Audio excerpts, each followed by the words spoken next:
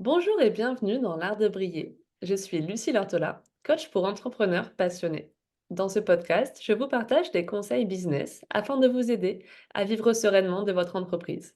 Je vous partage également mon parcours d'entrepreneur, voire ceux des autres, afin de vous inspirer et vous aider à accélérer votre croissance. Aujourd'hui, je suis avec Anne-Sophie, travel planner, créatrice de voyages sur mesure depuis 2017, plus connue sous le pseudo Travel for You.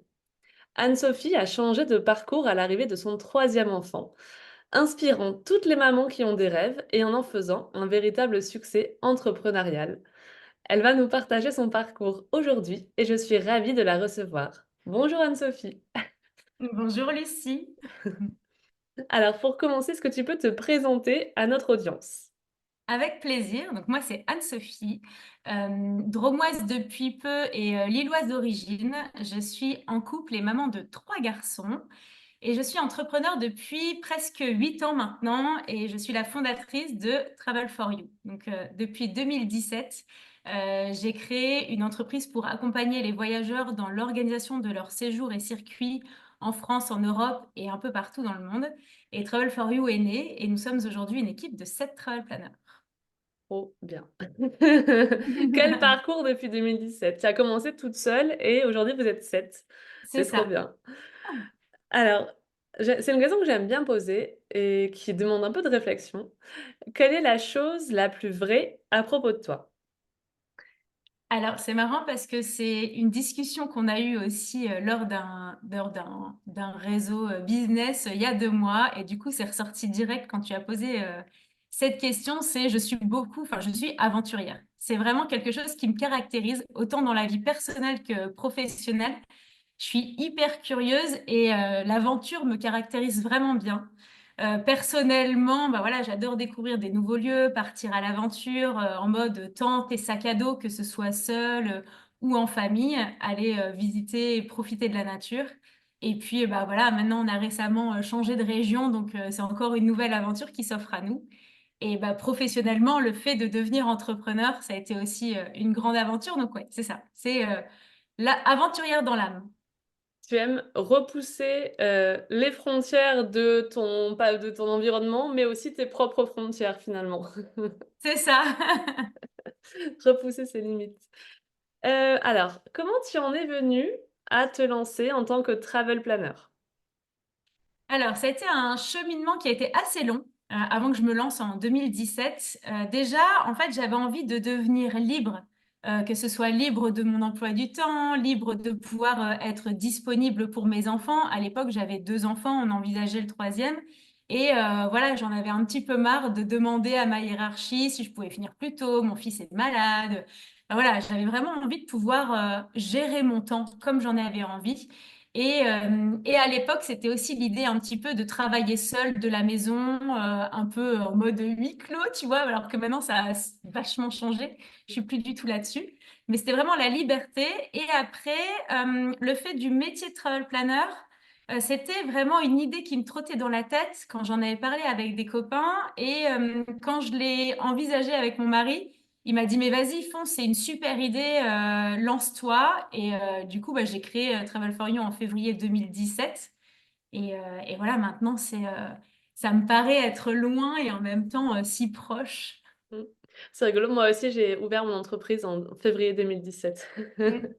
le même mois et à l'époque, c'est vrai que le métier de travel planner, il était pas du tout connu en France. Je pense que tu es vraiment une des pionnières en France. Hem, Comment est-ce que tu as eu cette idée? Est-ce que c'était une inspiration, par exemple, des États-Unis ou tu t'es dit: «Ben, tiens, j'aime faire ça, j'aime organiser des voyages, faisons-en un métier», sans vraiment avoir de source d'inspiration à la base? Eh ben, en fait, je savais même pas qu'il existait ce métier, à Mmh. l'étranger. C'est vraiment en discutant avec des copains, lors d'une soirée. Ils étaient passés, par une agence de voyage pour partir en week-end à Venise et moi je me suis dit: «Mais en fait, on peut trouver des bons plans par soi-même, pourquoi ils le font pas eux-mêmes?» Et c'est un petit peu c'est vraiment ça, cette petite graine de se dire, mais pourquoi eux, ils l'organisent pas par eux-mêmes en cherchant, les bons plans, les vols, les Airbnb? Parce que moi, à chaque fois que je m'organise un voyage, je vais chercher la moindre. Bah voilà, avant c'était des petits budgets, donc je cherchais Mmh. la moindre économie. Et je me dis, bah mince, pourquoi passer par une agence, surtout pour un week-end simple? Et voilà, c'est vraiment parti C'est comme ça de que c'est cette venu. idée-là. OK. Une question rien à voir avec tout ça, mais du coup, sachant que tu es travel planner, tu as beaucoup voyagé dans ta vie? Depuis toujours tu voyages ou Alors, je voyageais pas du tout quand j'étais jeune parce que j'ai des OK. parents qui sont agriculteurs. Donc pour OK. le coup, je voyageais pas du tout. C'est venu après au niveau de l'adolescence quand j'ai grandi où je suis partie avec des copains et après je suis partie, par moi-même, où là j'ai commencé à plus voyager, que ce soit en France, en Europe et après dans différents pays dans le monde. Donc c'est vraiment, le fait de vouloir découvrir et de partir, voilà, à l'aventure un petit peu partout, c'est venu de là.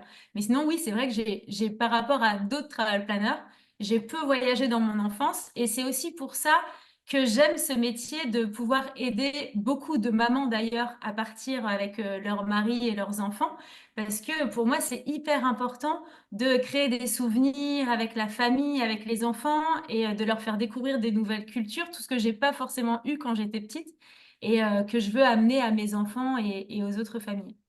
Mmh, c'est clair, ça a beaucoup de sens dit comme ça. Et du coup, quand tu t'es lancée, quels ont été un petit peu tes défis? Bah, je sais que voilà, quand on se lance comme entrepreneur, on a toujours, des choses qui se passent pas comme on espérait ou voilà, des difficultés. Mm. Qu'est-ce que ça a été pour toi, du coup? Eh ben, le plus grand défi, et quand tu le dis, du coup, j'en pense à deux, mais Ouais. le plus grand, vraiment, c'était du coup, comme on en parlait juste avant, c'est créer un métier qui n'existait pas. C'est qu'il a fallu tout penser, tout créer, et une fois que j'avais réussi à trouver tous les outils, mis en place le carnet de voyage qui a énormément évolué forcément en 8 ans, bah voilà, il fallait aussi faire connaître le métier auprès de la cible, Mmh. auprès des voyageurs, auprès des familles. Donc c'est vraiment partir de zéro qui n'a pas été simple. Aujourd'hui, on voit beaucoup de travel planners, on voit comment ça se passe, les Mmh. appels découvertes, les propositions, les carnets de voyage, alors qu'avant, il n'y avait rien du tout. Donc voilà, c'était vraiment partir de rien. Et bah, finalement, après le deuxième grand défi, ça a été survivre au Covid, qui forcément, en Mmh. fait, quand j'ai créé en 2017, 2018, 2019, il a fallu le temps de se faire connaître. Donc ça a pris énormément de temps de faire grandir l'entreprise. Et finalement, ça a commencé à prendre en 2019. Et en 2020, le Covid se présente à nous. Et là, bah, typiquement, c'était est-ce qu'on continue? Est-ce que je continue à faire ça? Ou est-ce que je retrouve un boulot de salarié? Et il a fallu tenir bon. Donc, c'est deux grands défis. Et puis après, bah, depuis maintenant, le métier de travel planner est de plus en plus connu. Donc, Mmh. ça devient finalement plus simple maintenant. Ouais, je pense qu'il y a vraiment eu un avant Covid et un après Covid. À l'époque, ben, moi, donc j'étais ta collaboratrice, pour écrire sur ton site, Mhm. avant en 2019, je crois, hein. Oui, Et c'est vrai que des travel planners, j'en connaissais qu'une, c'était toi, quoi. Et je pense, ouais, il y a eu ce besoin d'éduquer la cible, de faire confiance. Pourquoi est-ce que je ferais confiance à toi plutôt qu'à une agence de voyage qui ouais. avait quand même peut-être des réputations et cetera? Donc ça j'imagine que ça a dû être long et le covid, bah, moi à l'époque, quand j'étais rédactrice web dans le milieu du voyage, bah, ça a mis un coup un peu à tout le monde, surtout avec ce côté de quand est-ce que ça va reprendre, quoi? Oui, C'était le point d'interrogation. OK, il y a un déconfinement, OK, bon ça voilà, ça se stabilise, mais quand est-ce que les frontières vont réouvrir? Et ça a été le gros défi, ouais. Ça ça a se mis comprend. beaucoup, beaucoup de temps à reprendre. Mmh. C'était long. OK. Bah, ouais, c'était pas une mince affaire du coup. Non? Hem Je vois quand je dans les questions prévues, ça y était pas, mais du coup, voilà, il y a eu cet après Covid et puis là, tu me dis: «Ça y est, il y a 7 autres personnes dans ton équipe ou 6 autres personnes». Comment ça s'est fait enfin, est-ce que ça a pris d'un coup après le Covid? Comment est-ce que toi est-ce que ça c'est un désir de ta part de dire: «Il faut que je recrute plus», que tu t'es retrouvé un peu sous l'eau et où tu te dis: «Oh là là, il faut que je délègue un petit peu». Comment est-ce que ça s'est venu de développer autant ton entreprise? Alors c'est venu, oui, c'est venu en 2000, l'idée, elle est arrivée en 2022, Ouais. début 2022 où, je commençais à avoir beaucoup de demandes que je pouvais pas, maîtriser. Donc dans un premier temps, je le transférais à d'autres travel planners en donnant les coordonnées. Je me dis: «C'est dommage parce que du coup, je perds ce client-là». Donc Mmh. après, j'ai fait une deuxième étape où j'ai sous-traité les demandes de voyage auprès d'autres travel planners et en fait, ça me prenait beaucoup trop de temps. Et l'idée est venue, ouais, c'était parce que j'ai commencé, c'était en 2023 où j'ai commencé à recruter, donc ouais, c'était un an avant, le temps de tout mettre en place, où j'en ai commencé à discuter avec d'autres entrepreneurs. Et l'idée, en fait, de faire une franchise est venue en fait, voilà, dans les discussions.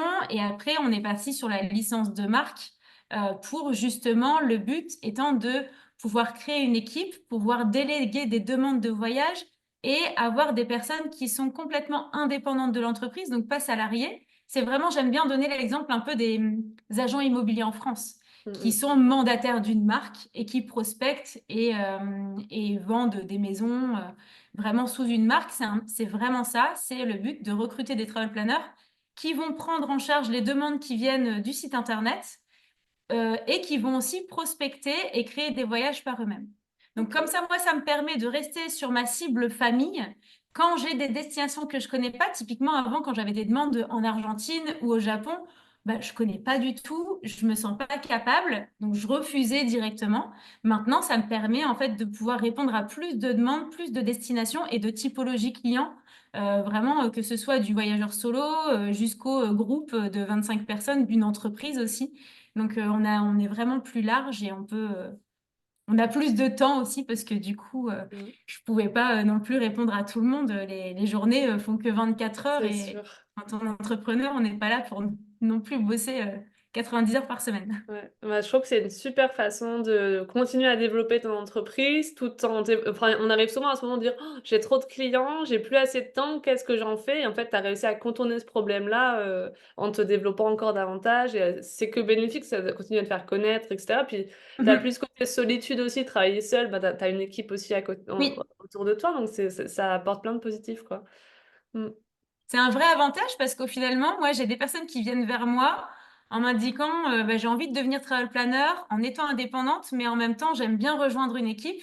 Et Mm. c'est vraiment ce qu'on est. Même hier, on a fait une visio ensemble pour pouvoir échanger. Et puis, on a un Discord pour pouvoir justement bah, fêter nos victoires, si on a une demande sur une destination. Et puis, on échange toutes nos infos, tous nos petits tips sur certaines destinations. Donc c'est hyper important. On est chacune indépendante chez soi. On s'est jamais rencontrés puisqu'on est vraiment éparpillés en Ouais, France. Mais on échange tous les jours, tous les jours ensemble. trop bien. Et du coup, en dehors de tout ça, voilà, comme on l'a dit, tu t'es lancée à l'arrivée de ton troisième enfant, ou du moins Mm. le projet a mûri juste avant ta grossesse. Comment est-ce qu'aujourd'hui tu combines ton rôle de maman de trois enfants, du coup, trois garçons, et Ouais. d'entrepreneur? Alors c'est pas tous les jours facile, mais en fait c'est quand je suis devenue entrepreneur, le but c'était d'être disponible aussi pour les enfants. Donc moi je me suis toujours dit, déjà je garde tous mes mercredis pour les enfants, donc je travaille 4 jours par semaine et je fais en sorte que tout tienne sur les 4 jours par semaine. Et c'est vraiment en fait le but, c'est de réussir à faire rentrer toutes les missions. Alors c'est pas toujours évident. Il y a des mois où on a énormément de demandes, où je vais travailler le soir parce que voilà, c'est tout, c'est des grosses périodes et il faut l'accepter. Mais moi, quand je suis devenue, donc on était vraiment parti sur la liberté de l'emploi du temps et c'est ouais, travailler 4 jours par semaine. Je prends 50% des vacances scolaires aussi pour passer du temps avec eux et de créer des souvenirs. En fait, je me dis surtout, j'ai pas envie de faire grossir un business d'un coup à 6 chiffres, 7 chiffres. Le but étant d'avoir un bon rapport entre mon temps pro et mon temps perso et d'être avec eux. Donc, c'est vrai qu'au début, des fois, je me disais, bah tiens, tant pis, je vais travailler le mercredi, ils sont là, ils vont aller chez papy, mamie. Et au final, même mon cerveau, il peut pas me faire bosser le mercredi. Et en fait, je suis incapable de bosser le mercredi depuis que j'ai pris ce rythme-là. Et ça permet aussi d'avoir un agenda totalement adaptable. Donc, c'est vrai que c'est un peu des journées au feeling, mais finalement, ça fonctionne bien comme ça. Mm. Mais je pense que tu en as fait une priorité en fait. C'est dit, à la base, si tu t'es lancé là-dedans, c'est aussi pour tes enfants, pour être présent pour eux. Donc vu que Mm. enfin, c'est vrai que c'est pas évident quand tu as beaucoup de demandes de te dire, bon allez, je me rajoute une heure le mercredi. Et donc de mettre cette limite-là et ce non négociable, dire non, moi ma priorité c'est mes enfants, quoi. Oui. Ouais, Et finalement, avant, je n'osais pas forcément le dire auprès des clients, mais depuis ouais, qu'il y a eu le Covid, je pense que les gens, la mentalité a complètement changé. Et du coup, quand je dis bah, je suis pas disponible parce que j'ai mes enfants, enfin, je le dis plus facilement et les gens Ouais, comprennent aussi plus facilement qu'on ait une activité avec les enfants. Et puis après, comme j'ai beaucoup de mamans au téléphone, c'est vrai que quand je leur ça se dis bah, là, comprend. je m'en vais conduire mon fils à l'activité, je vous appelle après, elles sont Ouais, hyper, ouais, enfin, elles comprennent totalement. c'est Donc, clair. on s'organise au mieux. Je comprends. Alors, du coup, ça fait 8 ans que tu es à ton compte Ouais. aujourd'hui. Comment est-ce que tu as développé vraiment ce qu'on peut appeler ta posture d'entrepreneur, le fait de te sentir chef d'entreprise? Ouais, ça prend beaucoup de temps, ça, parce que quand on est tout seul, indépendant, qu'on nous Mmh. dit t'es chef d'entreprise, on dit oui, chef d'entreprise, mais je suis toute seule en fait. Mmh. Et ce qui m'a beaucoup aidée, c'est de rejoindre des réseaux business. Mmh. Le fait en fait de s'entourer d'autres entrepreneurs, d'autres chefs d'entreprise qui nous donnent des conseils en fait pour évoluer, que ce soit au niveau mindset ou au niveau de l'entreprise, sur les offres, sur les services. Moi, j'ai rejoint du coup le réseau Bouge ta boîte qui est entièrement féminin et national. Et ça m'a vraiment permis d'évoluer. Ça fait 4 ans et demi, c'était l'année du Covid.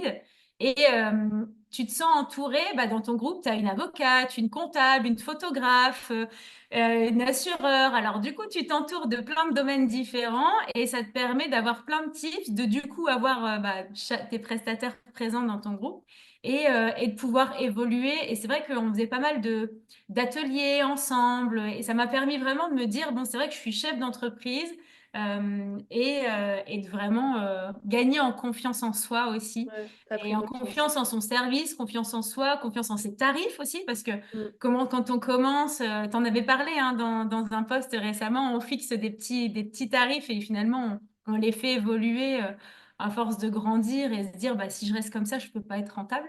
Mmh. Donc voilà, c'est vraiment à force d'échanger et puis en plus le fait d'être dans un réseau business aussi national, là ça me permet d'avoir déménagé et d'avoir un autre groupe. Donc j'étais sur le groupe de Lille, maintenant je suis sur le groupe de Valence. Et ça permet de rester entouré d'autres chefs d'entreprise et de rencontrer encore d'autres personnes. Mmh. C'est bien, c'est un bon conseil. C'est vrai qu'on n'ose pas beaucoup, quand on débute, je trouve, d'aller vers d'autres entrepreneurs. Parce que justement, si on se sent, tu sais, des fois, tu as le syndrome de l'imposteur, dire: «Non, mais je suis pas vraiment», comme tu disais, «je suis Ouais. pas vraiment chef d'entreprise» et cetera. Qu'est-ce que tu pourrais dire à quelqu'un qui aimerait rejoindre un réseau d'entrepreneurs, mais qui ose pas trop, qui est très débutant, qui sait pas trop sur quoi elle va tomber? Ouais, en fait, il faut en tester plusieurs. Moi, j'en ai Ouais. testé 4 ou 5 différents pour me rendre compte, enfin, voir un petit peu où est-ce que j'étais à l'aise. J'ai testé des BNI, des Mmh. gros groupes vraiment où je me sentais pas forcément à l'aise. J'en ai testé d'autres et en fait, c'est vraiment celui de Bouge ta boîte qui m'a plu. J'ai eu vraiment un bon feeling avec elle. Et c'est vrai qu'au début, moi, je m'étais dit, bon, je vais plutôt rester chez moi. Et puis, c'est un coût aussi. C'est Ouais. un coût assez important sur l'année. Et au final, ça rapporte encore plus que ce soit en business ou en relationnel, au final, on y gagne tellement humainement que moi, je le dis à chaque fois et même aux licenciés de la marque, les premiers conseils que je leur dis, c'est entourez-vous autour de vous, faites-vous connaître, rencontrez d'autres entrepreneurs. Autant ça apporte des conseils, ça va aussi apporter du bouche à oreille parce qu'elles vont parler de notre service autour d'elles. Et c'est vraiment un conseil. Alors, on voit toujours le prix en se disant, ouais, mais je débute, j'ai pas forcément le budget. Ouais, mais elles vont t'apporter 10 fois plus. Mmh. C'est C'est un impressionnant. investissement, ouais. Ouais. OK, très bon conseil. Autre question pour toi, qui est vraiment liée, à l'entrepreneuriat, peut-être à ton expérience. C'est quoi pour toi le secret de la réussite dont personne ne parle? Alors, que personne ne parle, je pense que c'est pas que personne ne parle, mais je pense que c'est sous-estimé, c'est plutôt Mmh. la vision. OK. Vraiment travailler la vision et pas forcément à court terme. En fait, on se dit toujours que, on voit pas forcément assez grand et moi, depuis que je suis entrepreneur, j'avais cette vision de pouvoir développer mon entreprise, développer ma marque, et en fait, de m'entourer d'une équipe et à partir du moment où on a cette vision, même si on met pas forcément une date parce que je m'étais pas dit: «Je vais le lancer en 2023», mais j'avais cette vision à moyen long terme de vouloir m'entourer d'une équipe et de créer vraiment une marque voilà, qui se fait remarquable par rapport à d'autres. Et Mmh. donc, c'est ça, c'est plutôt avoir vraiment une vision sur ce qu'on a envie d'être et finalement s'imaginer tel qu'on sera dans 5 ans et dans 10 ans. Et finalement, ça va nous aider à poser des objectifs et à finalement arriver À à le ce but. matérialiser. Ouais. Moi, quand j'ai créé l'entreprise, le but, c'était aussi, bon, en plus de la liberté de l'emploi du temps, c'était aussi la liberté géographique. Et Mm. en fait, je m'étais dit, moi, si je crée mon entreprise, ça serait aussi pour pouvoir déménager facilement. Comme ça, j'ai pas besoin de retrouver un boulot, vu que j'aurais déjà créé mon boulot. Et bah, finalement, c'est arrivé, bah, voilà, 7, 8 ans après. Mais au final, c'est arrivé quand même. C'était dans ma vision d'entreprise depuis plusieurs années, c'était de pouvoir déménager et de créer une équipe. Et là, bah, voilà, la vision doit maintenant évoluer. Mais je trouve que on n'y pense pas forcément, même quand on crée sa boîte, de s'imaginer, de peur que ça arrive pas, mais au final, rêver grand. De peur que ça arrive aussi des fois. Oui, c'est vrai. C'est-à-dire que dans nos rêves, on en parlait récemment avec des personnes que j'accompagne, on se dit, ok, mais là aujourd'hui, voilà, demain tu me dis, je vais avoir une équipe à gérer avec 5 personnes, je vais avoir des bureaux, etc.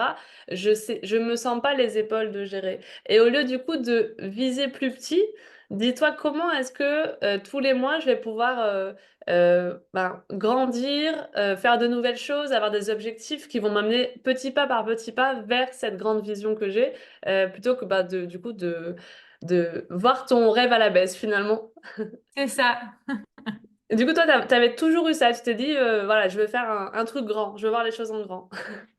Bah oui, en fait, pas forcément grand, mais moi je m'étais Ouais, toujours dit, je vais créer une marque qui déjà ne sera pas, enfin déjà sera détachée de moi.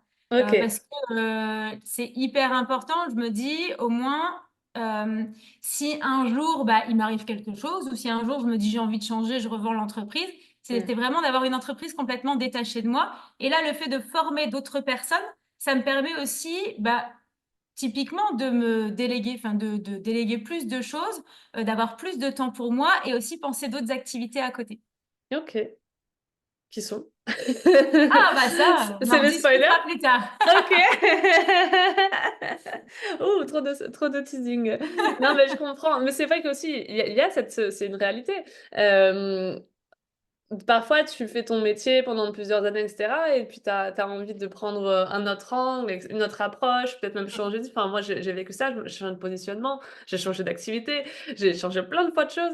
Et comme tu dis, vu que la liberté est si importante pour toi, c'est important aussi dans ton parcours de te laisser cette, pas forcément porte de sortie, mais du moins d'avoir du temps pour faire peut-être autre chose à côté, d'aller vers d'autres projets à ce moment-là. Ouais, très bien. J'aime bien cette idée et c'est vrai que quand on parle de voilà, secret de la réussite, ça revient pas souvent, mais du coup, c'est hyper important. Et est-ce que tu parlais de se poser des objectifs, est-ce que pour toi, c'est quelque chose que tu fais souvent, de te mettre des objectifs tous les mois, tous les ans, etc., par exemple? Je mets des objectifs à l'année, Ouais, que ce soit des objectifs chiffrés ou des objectifs de choses à faire. Après, je le fais pas forcément toutes les semaines ou tous les mois parce que je suis pas une bonne élève. Quand je pose quelque chose, j'ai tendance à le repousser. Alors, je le fais pas à chaque fois. J'ai une vision sur l'année de où je veux ok. arriver à la fin de l'année. Et bah là, on arrive en septembre, je fais un petit peu le point en me disant, bon, j'ai réussi à faire tout ça les 8 premiers mois de l'année. Il me reste 4 mois pour faire ça et je refais un point et puis à la fin, je reposerai des objectifs. Je le fais plutôt sur l'année, pas trop de pression non plus. Le but étant de vivre le slow entrepreneuriat, c'est bien aussi. Ouais, t'as raison, c'est vrai. Bah, puis on a toujours ce truc de toujours aller plus loin, toujours, enfin on pourrait toujours se développer plus, faire plus, Toujours faire etc. plus. Et d'aller vers le futur. Et des fois on oublie un petit peu, ok, en fait, ben, comme tu dis, cette année, en 8 mois, j'ai fait tout ça déjà, j'ai accompli tellement Ouais. de choses. Et de juste se poser sur le moment présent, des fois c'est important et ça fait du bien aussi, de pas être toujours dans L'importance l'après. aussi, ouais, mais quand on dit des fois, on dit on fait des to-do list, mais finalement faire les did list, dire bah, j'ai déjà fait ça. Et au final, à Ouais. la rentrée, c'est hyper important. Moi, je me suis dit, tiens, je vais me remémoriser les derniers mois depuis le mois de janvier.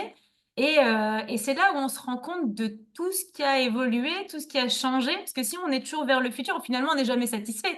Parce qu'on a toujours l'impression qu'on aurait pu faire plus, alors qu'en fait, on a Mhm. déjà fait beaucoup. Ouais, c'est vrai. Ne pas trop se mettre de pression, c'est bien. C'est clair. Du coup, tu l'as dit, tu es quand même une grande aventurière, tu as fait pas mal de voyages, maintenant tu travailles dans le voyage. En quoi tu pourrais dire que tes voyages t'ont apporté, soit ou autant sur le plan personnel que professionnel? C'est la vision de la vie de tous les jours, je trouve. C'est vraiment, et c'est aussi ça qui m'a amené à bouger de région, de se dire qu'on peut aussi vivre et travailler dans un endroit à proximité des montagnes. Donc c'est ça en fait. Moi, quand je voyageais pas, j'étais dans la région lilloise et je me satisfaisais de la vie. Je me disais, bah voilà. Il y a plein de choses à faire ici dans la région. Et à force de voyager, de découvrir un petit peu les gens qui habitent dans la nature, c'est surtout le voyage aussi l'année dernière au Canada qui nous a beaucoup marqué à l'ouest canadien dans les Rocheuses, qui était magnifique. Et là, on s'est dit, bon, vraiment, il faut qu'on travaille pour changer de région, changer de cadre et être plus proche de la nature. Et ça nous a fait atterrir ici dans la Drôme. Donc, je trouve que ça, autant pour moi personnellement que pour la vie de famille ou même pour les enfants, ils se sont rendus compte aussi de la manière dont vivaient, dont vit même dans les autres cultures, dans les autres pays. Et puis même cette année, ils disaient, ah maman, cette année, j'ai encore envie de retourner à l'étranger pour aller voir, pour aller à la rencontre d'autres personnes. Et ça amène vraiment l'ouverture d'esprit, même pour les enfants. À chaque fois, ils me disent, mais ouais, mais ils parlent pas français. Mais là, on était en Italie. Je dis, mais il parle italien et lui, ça le gêne pas. Donc, vas-y, essaye de te faire comprendre. Donc, c'est vraiment s'ouvrir aux autres, finalement. Avant, les enfants, ils disaient, ah, je suis un peu timide. Je dis, mais non, en fait, t'es pas timide. Regarde, tu vas quand même vers les autres. Et c'est ça qui leur apporte aussi le voyage, de s'ouvrir l'esprit, s'ouvrir à d'autres horizons, à d'autres personnes. Et c'est, j'aime bien, du coup, les voir comme ça, évoluer Ouais. et grandir comme ça. C'est un enrichissement aussi, toi, en tant que maman, de voir tes enfants ouais, s'ouvrir un petit peu à une vision de la vie que toi, tu as pas connue enfant aussi, du Oui, coup. oui, C'est c'est ça ça. aussi. Mm. Et sur le plan de toi, plus personnel, est-ce que ça t'as eu des leçons, tu vois? Est-ce qu'il y a un voyage qui t'a particulièrement marqué, qui t'a appris des choses ou sur toi-même ou sur la vie? Bah, c'est vrai que c'était beaucoup sur les moments en famille. Après, personnellement, bah, au Canada, il y a énormément d'entrepreneurs, énormément Mm, de personnes qui créent des entreprises. Et c'est vrai que ça apporte aussi un mindset complètement différent, qui teste des choses. Si ça marche pas, c'est pas grave. Et où on se rend compte finalement que bah, la différence avec la France qui est hyper impressionnante, on le dit, on le répète, mm, c'est vrai que quand on veut lancer un projet en France, les gens ils disent pourquoi tu le fais ça? mm, Et au final, là-bas, ils disent mais vas-y, essaye, tu verras bien. Et j'ai beaucoup aimé. Alors, j'ai pas encore été aux États-Unis pour voir un petit peu leur mindset, mais déjà au Canada, ça m'a beaucoup amené là-dessus en me disant, et c'est aussi pour ça, je me dis, j'ai certainement aussi encore d'autres choses à créer que Travel for You. mm. Mais c'est en réflexion, mais d'essayer des choses et voir comment ça peut fonctionner. Mmh. J'avais aussi, remarqué ça. Moi, j'ai connu que le Québec au Canada, mais c'est vrai qu'il y a cette mentalité très états-unienne, même si les Québécois n'aimeront pas que je fasse cette comparaison. Mais, mais, cette idée en fait que tu peux tester des projets et si tu échoues, bah, c'est pas grave, tu en fais un autre, bravo d'avoir essayé. Tandis Mm. qu'en France, c'est, dès que tu dis que tu vas te lancer, tous les gens autour vont dire: «Mais» enfin, être plus frileux et surtout peut-être plus dans le jugement, à te dire: «Mais tu es sûr? Ça va marcher? Ça marche? Tu as des clients? Ça tu as Bah réussi?» oui. alors qu'en fait, c'est peut-être pas l'essentiel et à penser comme ça qu'au but, final, à est-ce que tu as gagné? Et puis d'ailleurs, c'est quoi le succès? C'est quoi la réussite, Mm. d'un projet entrepreneurial? À partir de combien tu peux dire que, ça a réussi? Ouais, c'est aller plus loin que ça, en fait. J'ai perdu Ouais, ma et puis phrase, finalement, ça ils je vont veux dire. te freiner dans ce que tu as envie de C'est faire et ça. même dans ta vision. Moi, ma vision, je ne l'ai jamais dite à haute voix à un entourage proche parce que je sais qu'ils peuvent te freiner Mmh. et alors que toi, tu te projettes là-dedans et puis ouais, c'est toi, quoi. Du coup, c'est vrai que des fois, tu as du mal à en parler aux autres parce que tu te dis, ils vont te freiner, ils vont te mettre, et t'as pas envie d'avoir des freins. Donc, c'est Mmh. pour ça qu'aussi, on revient au réseau d'entrepreneurs où là, tu peux parler librement et elles te comprennent et elles te poussent vraiment vers l'avant. Tu eu du mal à te sentir, comprise par ton entourage? Alors peut-être pas par ton mari, mais, quand tu parlais de ton projet à tes proches, à tes débuts ou même, maintenant? Eh ben, je l'ai pas dit, moi, au début. OK, J'avais même quitté mon boulot sans le dire à ma famille. En mode, D'accord. t'es en congé maternité, quand est-ce que tu reprends le boulot? Et c'est là où j'ai dit, bah non, mais en fait, je reprends pas. Ils vont, ah bon, bah, qu'est-ce que tu vas faire? Et du coup, c'est vrai que j'en parlais pas énormément. Et au final, bah, à force de, bah, comme là, ça fait des années, au final, ils se rendent compte, bah oui, finalement, ça Ça marche ce qu'elle marche. fait. Et elle a bien fait de le faire, hein. Mais c'est vrai qu'au début, moi, je l'ai pas dit, parce que sinon, on allait me dire, mais t'imagines, tu quittes un CDI. Et puis, ouais, c'est T'as comme pareil. voulu, ouais, t'as voulu te protéger des jugements, enfin de toute cette Oui, peur qu'ils allaient te donner. Non, non, moi je veux que ça soit positif, je veux y aller, ne mais c'est ça. m'embarrassez pas de votre peur. Ouais, je restais vraiment dans ma bulle et au final, c'est pareil. J'ai participé à un week-end de développement personnel. C'était en 2017 ou 2016. Et en fait, à l'époque, on n'en voyait pas beaucoup. Et on m'a Mm. dit, mais tu vas voir un gourou. Mais j'ai dit, non. Et en fait, c'est vraiment de l'état d'esprit un peu. Maintenant, ça évolue énormément. On Ouais, parle beaucoup plus de coach, de ouais, développement personnel. Mais il y a quelques années, c'était compliqué. Donc, tu étais obligé de garder tout ça pour toi et puis en parler seulement une fois que tu avais réussi. C'est ça. ouais. Et du coup, maintenant que tu en es là où tu en es aujourd'hui, quel conseil est-ce que tu pourrais donner à un entrepreneur débutant? Ah, bah, je vais revenir sur ce que j'ai dit tout à l'heure, c'est Ouais, s'entourer. s'entourer, ouais. S'entourer et sortir de chez soi. Parce qu'au début, on se dit, je vais rester bien au chaud dans ma bulle à créer mon entreprise. Et au final, c'est aller à la rencontre des autres et d'aller voir d'autres entrepreneurs qui feront grandir la personne, qui feront grandir l'entreprise. Et moi, c'est ça. C'est vraiment le conseil le plus important, c'est s'entourer d'entrepreneurs et de chefs d'entreprise. Et tu vois, il y a beaucoup de travel planners aussi qui se lancent, tu l'as dit depuis, l'après-covid là. Oui. Qu'est-ce que tu pourrais dire à ces travel planners ou tu vois même que ce que tu peux dire toi à ton équipe quand ils se lancent? Est-ce qu'il y a encore une place à prendre aujourd'hui là-dedans? Est-ce que c'est encore possible en gros de te rejoindre et d'avoir, potentiellement des clients? Qu'est-ce qui fait un peu la différence entre ceux qui abandonnent au bout de quelques mois ou pas? Enfin, tu vois? Alors, c'est vrai qu'il y a énormément de travel planners maintenant, on en voit de plus C'est en plus ça. qui se développent beaucoup sur Instagram. Et Ouais, finalement, grâce à toi, j'ai un site internet qui est bien référencé, donc ça m'aide énormément à me différencier. ouais. Après, je pense qu'il y a de la place pour tout le monde, que ce soit des travel planners généralistes ou des travel planners qui sont plutôt spécialisés sur des destinations. Il y a de la place pour tout le monde parce qu'il y a énormément de voyageurs. Maintenant, le métier de travel planner est de plus en plus connu, donc on a de plus en plus de personnes qui viennent nous voir pour tester, pour personnaliser leur circuit et qui de toute façon qui testent et qui y arrivent. Moi, quand donc il y a 6 personnes qui sont en licence de marque et il va en avoir encore d'autres de toute façon. Le but étant de faire grandir l'entreprise au maximum pour répondre à toutes les demandes et vraiment avoir de la visibilité sur la marque Travel for You. Mais oui, moi, de toute façon, à chaque fois, quand il y a des personnes qui commencent à se lancer dans la licence de marque, dès le premier mois, je leur envoie des clients et elles font du chiffre. Il y a beaucoup de voyages, il y a beaucoup de lieux où on peut se rendre visible pour pouvoir justement trouver ses propres clients. Mmh. C'est un peu ce que je dis, quand j'étais rédactrice SEO et qu'on se dit: «Oui, mais sur le voyage, tout le monde a déjà tout écrit» et en fait, tu te rends compte qu'il y a plein de destinations Mm. dans le monde, plein de choses sur le voyage qui ont pas été encore dites sur Google entre guil là, pour le coup. Mais ouais, je pense qu'aussi, vous, du coup alors ce qui est bien, c'est que toi, tu as éduqué le marché au travel planner, donc tu as fait le job pour toutes les autres, c'est super. Mais du coup, vous avez pris vraiment une tangente, enfin, une part du marché de l'agence de voyage finalement, où les gens, ils ont compris qu'en fait, ils gagnaient à passer par un travel planner par rapport à peut-être une agence.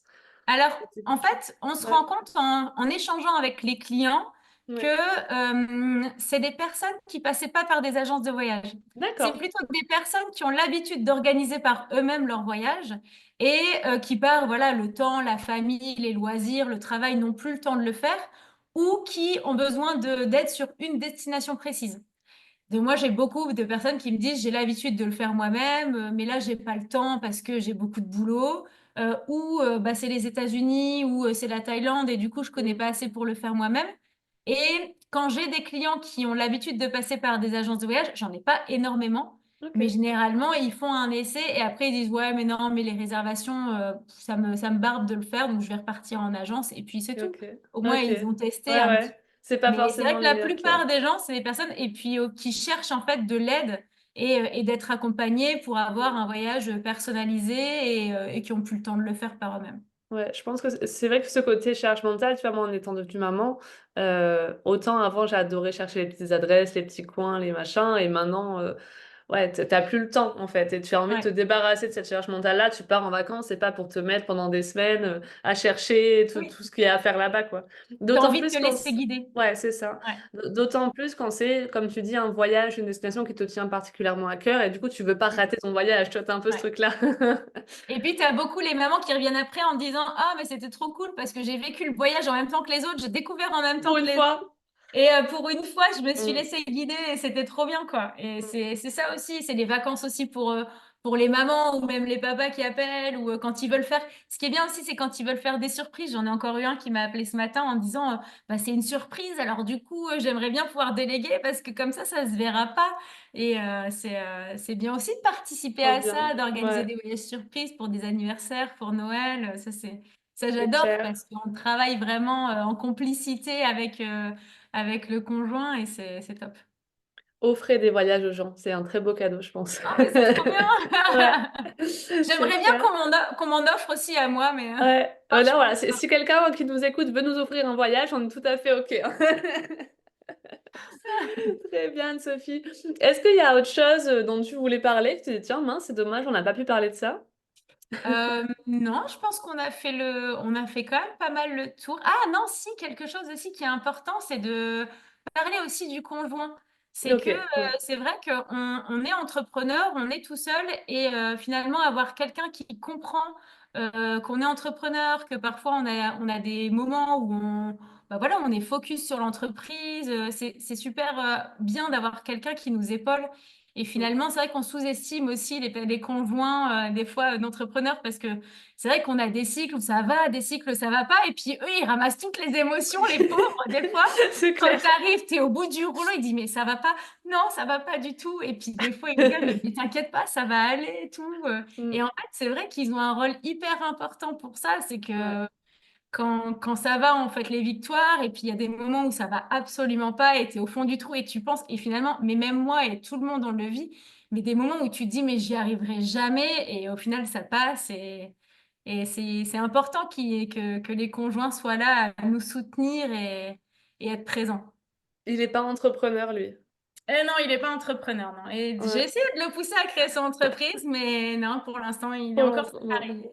OK. Parce que justement, il y a cette idée des fois de te dire, j'entends, il faudrait quand tu es entrepreneur que ton conjoint soit entrepreneur. Alors moi, pour avoir vécu les 2, je trouve qu'au final, la personne qui me soutient le mieux, c'est mon conjoint actuel qui est salarié.